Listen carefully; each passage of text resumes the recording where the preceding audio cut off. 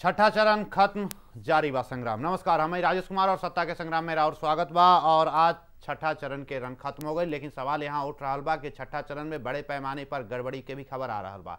अब सवाल उठ रहा बा कि गड़बड़ी कौन करौले बा, एकर का मकसद है, एकरा केकरा फायदा हो रहा बा और केकरा नुकसान हो रहा बा, ये भी एक अहम सवाल है। 5 चरण के चुनाव के बाद छठा चरण में ये बड़े पैमाने पर ये खबर आ रहा बा। हमारा साथ कुछ मेहमान भी बाड़े, उनका से भी जानब और उनका से भी जानब कि आखिर छठा चरण में इस तरह के गड़बड़ी काहे देखे के मिलल। और हमार टीवी के खास कार्यक्रम सत्ता के संग्राम जारी रही, लेकिन पहले जरा देखल जाओ कि अन्ना टीम के अहम सदस्य अरविंद केजरीवाल के नाम वोटर लिस्ट में ना होखला के वजह से टीम नाराज दिखल। हालांकि अरविंद केजरीवाल और मनीष सिसोदिया पहले तो बिना वोट देले गोवा रवाना होके खातिर एयरपोर्ट पहुंच गए, लेकिन अपन गलती के एहसास होके के बाद ये लोग लौटकर पोलिंग बूथ पहुंचे, लेकिन वहां उनका नाम ही ना रहे तो वोट कहां से दिए।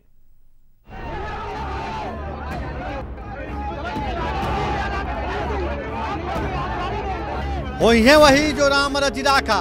जी हाँ, हम बात कर रहल बानी टीम अन्ना सदस्य अरविंद केजरीवाल के, जेकर वोटर लिस्ट में नाम ना होखे से सरकार के विरुद्ध बोले के मौका तो मिलल है, लेकिन हमेशा सरकार और नेता लोग के हाशिया पर रखे वाला अरविंद केजरीवाल सरकार के खिलाफ बोलना पहले हैं।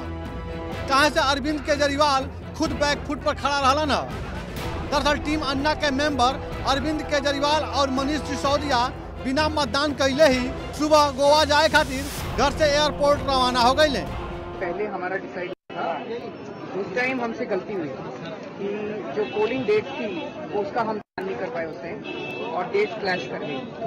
आज सुबह जब मैं निकल रहा था उस टाइम भी काफी गिल्टी हो रहा था और एयरपोर्ट पहुंच के मैंने ऑर्गेनाइजर्स के साथ बात की और उन्होंने 2 प्रोग्राम्स फिर पोस्टपोन करने के लिए वो तैयार हो गए, तो मैं वापस आया। कैसे किसी को पता चलेगा मेरा नाम पतला है कि मोटा है।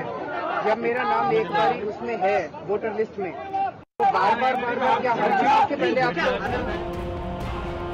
फिर का कल तक अन्ना हजारे के साथ जनता के मताधिकार के पाठ पढ़ाए वाला केजरीवाल सवाल के घेरा में खड़ा हो गए। आखिरकार सवाल से बचे खातिर केजरीवाल जब मतदान करे गाजियाबाद पहुंचले तो बात कुछ और ही हो गई। वोटर लिस्ट अरविंद केजरीवाल के नाम ही गायब मिलल। स्पेशली वोट डालने के लिए आया हूँ। गोवा के प्रोग्राम कैंसिल करके,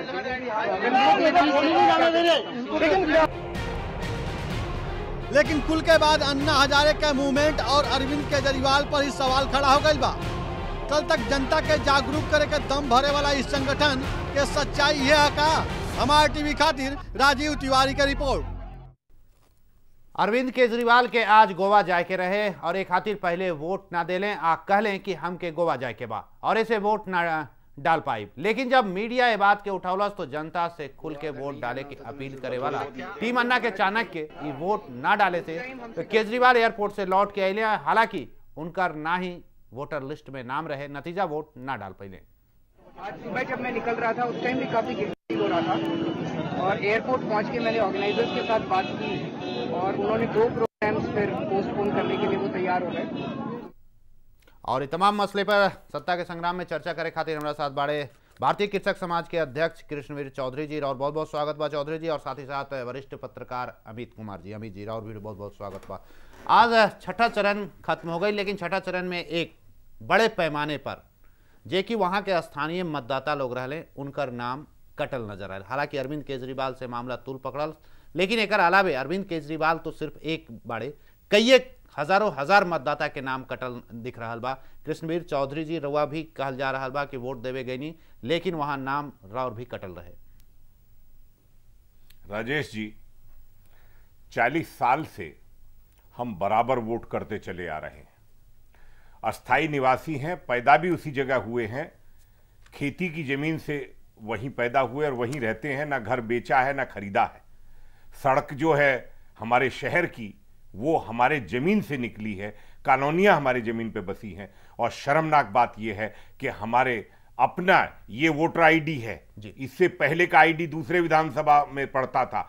आज मैं ये पूछना चाहता हूं चुनाव आयोग से कि इतनी बड़ी धांधली, पूरे परिवारों की वोट, पूरे गली मोहल्लों की वोटों को किस साजिश के तहत काटा गया है, इस मामले की जांच होनी चाहिए। दूसरी बात, सवाल एक अरविंद केजरीवाल का नहीं है, सवाल हमारा अधिकार है मत का।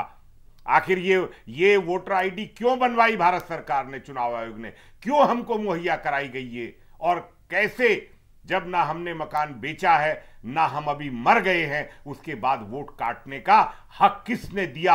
हमने 3 महीने पहले चुनाव आयोग के जो द्वारा लिस्ट थी उसको मंगवा के मैंने खुद जांचा, पूरे परिवार की वोटों को देखा। 3 महीने पहले सब कुछ ठीक था और आज उसमें सब कुछ गायब था। यानी 3 महीने के बाद जो भी गड़बड़ी की गई है 3 महीने के बाद 3 महीने के बाद की गई है। पहली लिस्टों में कोई गड़बड़ी नहीं थी, पहली लिस्ट ठीक थी। और उसके बाद राजेश जी, सबसे बड़ा सवाल यह है कि हमारे घरों पर दूसरे लोगों की फर्जी वोट बनाई गई हैं। आखिर ये कौन लोग हैं, कहां से आए, क्या मतलब है इनका हमारे घरों के नंबरों पर वोट बनाने का, जब वो लोग हम जानते नहीं है, हमारा कोई वास्ता नहीं है। सवाल इस बात का, पूरे एरिया के लोगों की शिकायत थी, पूरे गली के मोहल्लों को वोट काट दी गई। ये सब किसने की, क्यों की, कितनी बड़ी साजिश है, और इस तरीके से कितने कितने हजार लोगों की वोटों को काटा गया।